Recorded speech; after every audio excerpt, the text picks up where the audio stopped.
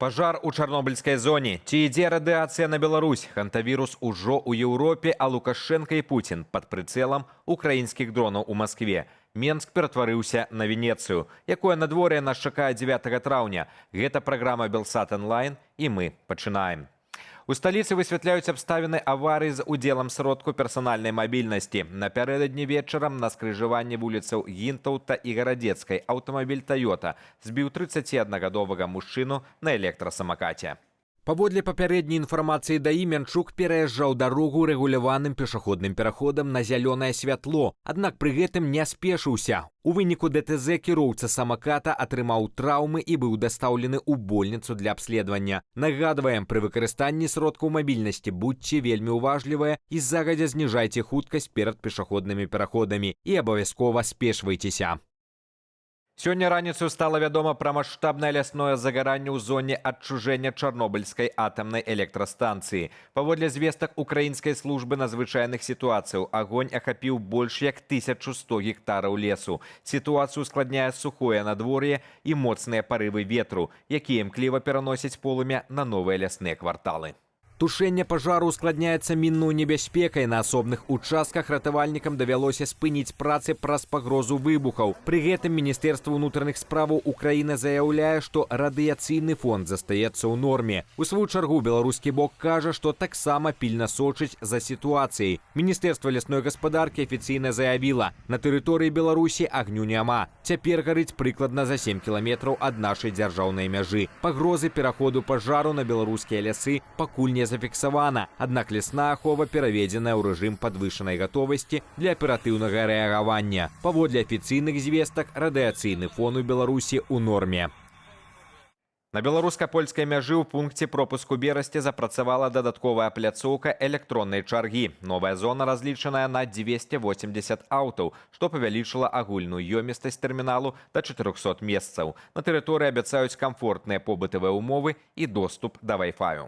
Сама сістэма рэгістрацыі застаецца ранейшай, аднак кіроўцам варта быць уважлівымі пры пад'ездзе да мяжы, бо там цяпер новая арганізацыя руху. Нагадаем, што з пачатку года паслуга падаражэла. Звычайная рэгістрацыя каштуе 22,5 рубля, а вось за рэзерваванне канкрэтнага часу давядзецца заплаціць амаль 700 рублёў.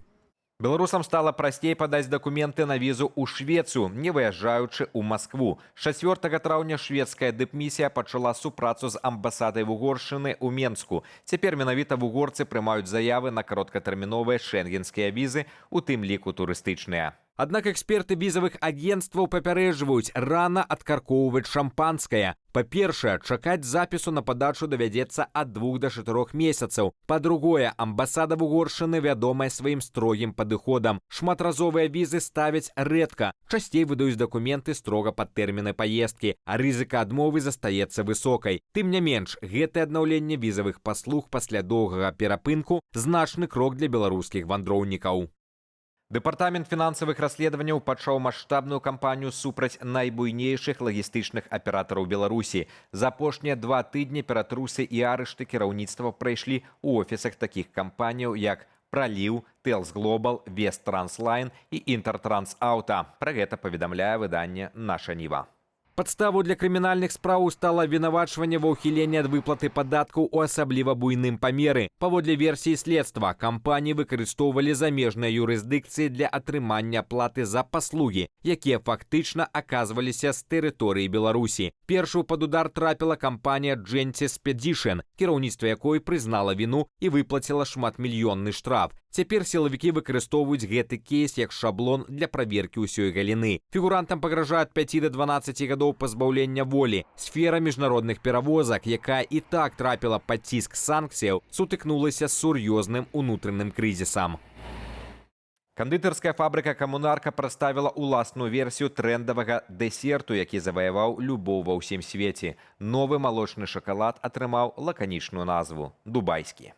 Галоўная асаблівасць навінкі – начынка з фісташкавай пасты з дадаткам хрумсткага інгрэдыенту. Плітка важыць традыцыйная 100 грамаў, а дызайн вокладкі выкананы ва ўсходнім стылі з выявою знакамітых марачосаў. Лакальная версія папулярнага ласунку ўжо з'явілася на паліцах фірмавых крамаў.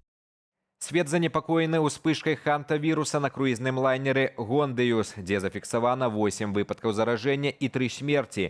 Вірус, які звычайна перадаецца ад грызуноў, ужо трапіў у Еўропу. Выпадкі зафіксаваныя ў Швейцарыі і Ізраілі. Медыкі дапускаюць рэдкі спосаб перадачы ад чалавека да чалавека, аднак Сусветная арганізацыя аховы здароўя супакойвае. Гэта не новы COVID-19. Вірус патрабуе вельмі шчыльнага кантакту і не распаўсюджваецца праз паветра так імкліва, як каронавірус. Для планеты рызыка ацэньваецца як нізкая. Хантавірусы даўно вядомыя навуцы, і лакалізаваць іх прасцей. Для Беларусі прамой пагрозы цяпер няма. Спецыялісты заклікаюць захоўваць спакой. Выпадак на лайнеры – гэта лакальная надзвычайная сітуацыя, а не пачатак сусветнай катастрофы.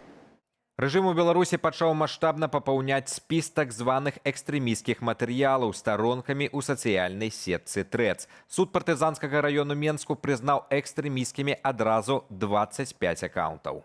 Пад забарону трапілі старонкі журналістаў, блогераў, грамадскіх дзеячаў, а таксама праваабарончых і інфармацыйных рэсурсаў. Сярод іх акаунты выдання «Хартыя-97», праекту «Годна» і гурта «Навібанд». Нагадаем, што за падпіску, лайкі ці рэпосты з такіх крыніц у Беларусі прадугледжаная адміністрацыйная адказнасць у выглядзе буйных штрафаў або арышту.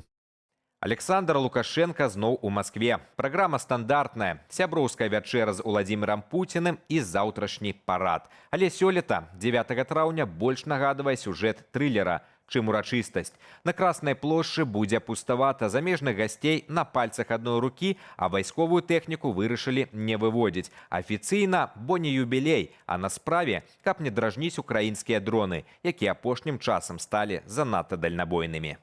Самае цікавае пачнецца заўтра. Пакуль дыктатары будуць стаяць на трыбуне, у Маскве адключаць мабільную сувязь і інтэрнэт. Сітуацыя анекдатычная. Два галоўныя саюзнікі будуць увесь час паглядаць у неба. Яшчэ учора прэзідэнт Украіны Владзімір Зеленскі параіў замежным лідарам устрымацца ад паездкі ў Маскву. Пад ударамі БПЛА можа апынуцца самы цэнтр расійскай сталіцы. Мабыць, заўтра на трыбуне галоўнымі атрыбутамі будуць моцныя парасоны з антыдронавым пакрыццём. Удзел у парадзе для Александра Лукашэнкі сёлета становіцца не толькі рытуальным жэстам, але і сур'ёзнай ваенна-палітычнай рызыкай.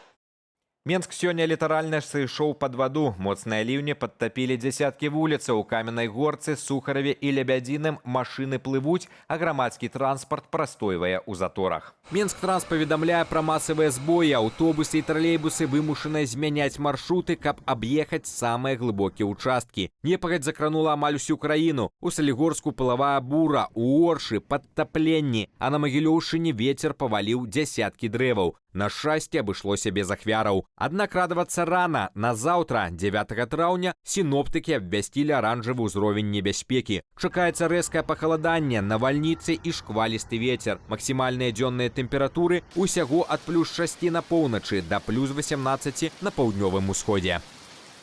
На гэтым мы сёння ставім кропку. Беражыце сябе. З вамі быў Руслан Ігнатовіч. Пабачымся заўтра.